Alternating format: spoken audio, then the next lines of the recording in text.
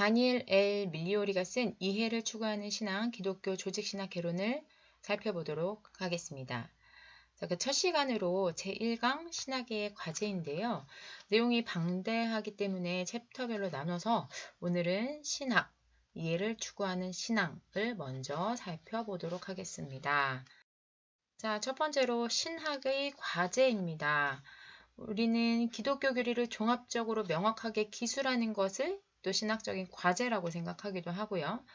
기독교 신앙을 더 많은 사람들이 이해할 수 있도록 번역하는 것 또한 신학의 과제라고 생각합니다. 그리고 기독교 신앙의 관점에서 사회의 중대한 쟁점들을 다루는 것 또한 신학의 과제가 되겠죠.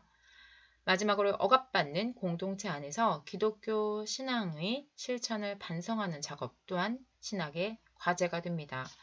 이런 신학의 여러 가지 과제들이 우리들에게는 놓여 있는데요. 결국 신앙과 이 탐구 사이에 불가분리적 관계를 전제하기 때문에 이렇듯 다양한 관점이 나오게 되는 것입니다. 자, 신학, 이해를 추구하는 신앙 본론으로 들어가서요. 첫 번째 아우구스티누스의 견해를 살펴보면 나는 이해하기 위하여 믿는다. 자, 하나님에 대한 지식은 신앙을 전제할 뿐만 아니라 신앙 자체가 더 깊은 이해를 끊임없이 추구하게 됩니다. 그리스도인은 자신이 무엇을 믿는지, 무엇을 소망할 수 있는지, 무엇을 사랑해야 하는지 이해하기를 원하게 된다라는 이야기입니다. 두 번째로 안셀무스의 견해를 살펴보면 이 이해를 추구하는 신앙, 이 책의 제목에 붙어있는 이 문구를 만든 장본인이 바로 안셀무스인데요. 신앙인은 이성을 수단으로 신앙을 획득하기 위해서 탐구하는 것이 아니며 오히려 그들이 믿는 바를 이해하고 묵상함으로써 즐거워한다. 즉 신앙은 이해를 추구하고 이해는 기쁨을 준다 라고 주장합니다. 당연하겠죠? 우리가 하나님을 믿는다, 예수 그리스도를 믿는다 라는 것을 이해하고 묵상할 때 우리의 마음에는 기쁨과 감사가 넘쳐 흐르게 되는 것을 설명합니다. 자, 다음으로 칼바르트입니다. 교회의 신앙과 실천을 성찰하는 것, 이것이 바로 신학이라고 보는 건데요. 신학의 영속적인 토대와 대상과 내용에 비추어서 신학을 점검하고 성찰해야 한다고 주장합니다. 신학이 어떤 맹목적인 동의와 다른 점은 신학의 독특한 특징이 이해를 추구하는 신앙이라는 점입니다. 이 세 학자의 공통된 확신은 결국 기독교 신앙은 탐구를 촉발하고 더 심오한 이해를 추구하며 더 나아가 대담하게 질문을 제기한다는 점입니다. 그렇다면 우리에게 질문이 필요하다고 지금 학자들이 이야기를 하고 있는데요. 루터가 이야기합니다. 내 마음이 응시하고 신뢰하는 바로 그것이 진정으로 너의 하나님이다. 그렇담 만약 우리가 하나님을 믿는다고는 하지만 돈이나 소유, 권력, 명예, 가족, 국가 등 하나님을 믿는다고 말하면서도 실제로 내 마음이 응시하고 있는 것, 내가 늘 생각하는 것, 내가 늘 마음을 쓰고 있는 것, 그것이 참되신 하나님 한 분인지 아니면 우상인지 끊임없이 자문해야 한다는 표현으로 볼 수 있겠습니다. 자, 기독교 신앙의 근본입니다. 기독교 신앙의 근본은 예수 그리스도 안에서 알려진 자유롭고 은혜로운 하나님을 신뢰하고 순종하는 것입니다. 여기서 우리가 참된 신앙과 신앙주의라는 말을 좀 구분해야 할 것 같은데요. 참된 신앙, 즉 예수 그리스도 안에서 계시된 하나님에 대한 그 신앙은요, 우리로 하여금 탐구하도록 자극하고 움직이며 현실을 있는 그대로 받아들이려는 습성과 싸우게 하고 하나님과 세상과 우리 자신에 대해서 미처 검토되지 않은 전제들을 놓고 끊임없이 질문하도록 만듭니다. 그러나 단순한 신앙주의는 질문하는 것을 멈추고 그저 믿기만 해라 라고 이야기하겠죠. 이에 반해 아까 설명했던 것처럼 참된 신앙이라면 계속 찾고 질문하라고 우리를 권고하게 됩니다. 자, 이처럼 참된 신앙이 계속 찾고 질문하라고 권고한다는 것은 기독교 신앙이 아주 역동적이라는 이야기입니다. 이해를 추구하는 신앙의 탐구로서의 신학의 근본적인 그런 뿌리가 견고하게 있어야 할 텐데요. 그 뿌리를 살펴보도록 합니다. 자, 첫 번째, 기독교 신앙의 특정한 대상. 인간이 다 파악할 수 없는 신비이신 살아계신 하나님. 그분이 우리 기독교 신앙의 특정한 대상이 되겠죠. 이분은 우리 신앙의 대상이지만 동시에 주체이기를 중단하지 않으십니다. 신앙은 이분과의 관계입니다. 우리가 조작할 수 있는 죽은 우상과의 관계가 아니고요. 이 하나님과의 관계는 아주 거룩하고 주권적인 사랑으로 하나님께서 자기 자신을 친히 우리에게 그리스도 안에서 계시하셨기에 맺을 수 있는 것이고 이 계시 속에 드러난 하나님을 이해한다는 것은 신비인 하나님의 무한하고 불가해한 깊이를 유한한 우리가 인정하는 일입니다. 신앙의 눈으로 보면 하나님의 자유로운 은혜의 신비가 온 세상을 둘러싸고 있다는 것을 알 수 있으며 기독교 신앙의 가장 경이로운 신비는 하나님이 겸허한 종인 예수의 사역과 죽음과 부활을 통해서 우리를 구원하기 위해 활동하신다는 신비를 가리키기 때문에 더더욱 강력하게 탐구를 야기하게 됩니다. 그러나 지금 이 땅에서는 희미하게 볼 뿐이죠. 그렇기 때문에 우리는 그 신비 앞에 질문이 넘쳐날 수밖에 없는 것입니다. 자, 두 번째, 신앙이 처해 있는 상황입니다.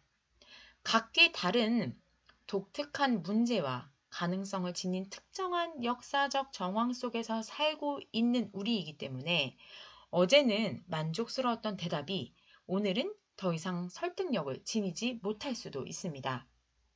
그런데 우리는 한계 상황 속에서 자신의 삶과 세상 속에 발생하는 사건을 신앙과 관련시켜서 바라보아야 합니다. 이 때문에 신앙과 삶의 불일치로 인해 자주 혼돈스러움을 경험하게 됩니다.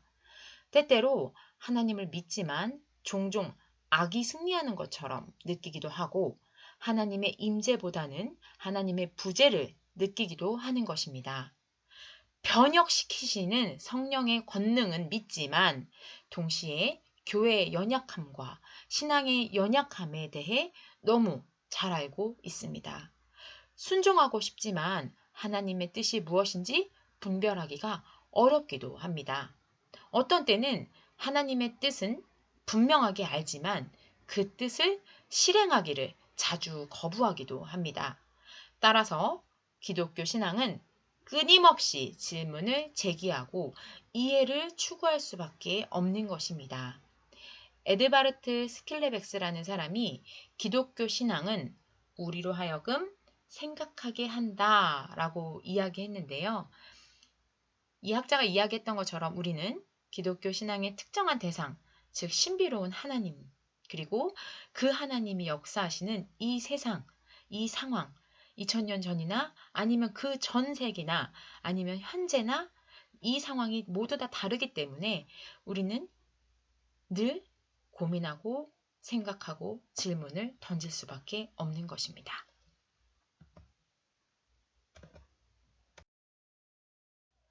자, 신앙은 폐쇄적이거나 자기 만족적인 태도 대신에 오히려 경이로움과 탐구와 모험의 태도, 즉 열린 태도를 불러일으킵니다. 이분은 어거스틴인데요. 어거스틴이 이야기합니다. 진리를 향한 사랑으로 황홀해지는 것이 바로 신앙이다. 그리스도인이 된다는 것은 질문을 제기하고 더 깊은 이해를 추구하는 인간됨을 종식하는 것이 아니라 오히려 신앙의 순례자로서 기존의 수많은 질문을 강화시키고 변혁시킬 뿐만 아니라 긴급한 새로운 질문을 제기하면서 진리를 향한 그 사랑으로 말미암아 우리들의 지금의 삶이 황홀해지는 이 신비를 경험하는 것이라는 이야기겠죠. 자, 어거스틴이 진리를 향한 사랑으로 황홀해지는 것을 신앙으로 정의 내려줬는데요. 그렇다면 이 진리를 어떻게 추구해야 할까요? 데카르트의 견해를 봅니다.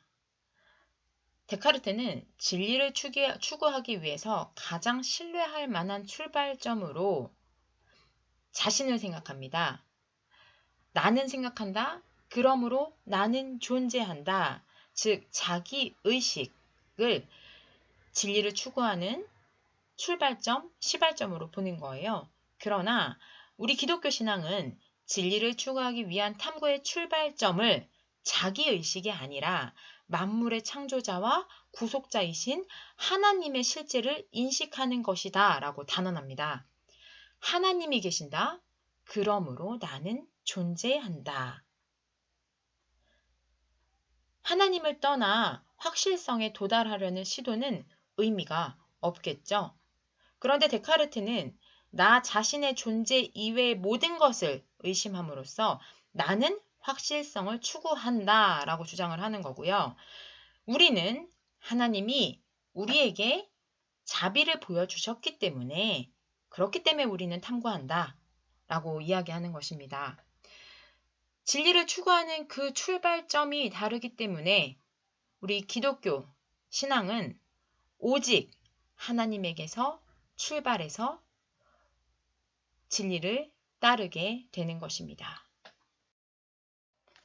자, 기독교 신앙인으로서 살펴보았듯이 우리가 진리를 추구하기 위한 출발점을 하나님에 놓고 우리가 하나님을 믿는 신앙을 가진 사람이라면 우리는 이 땅에서 순례자이자 개척자가 됩니다.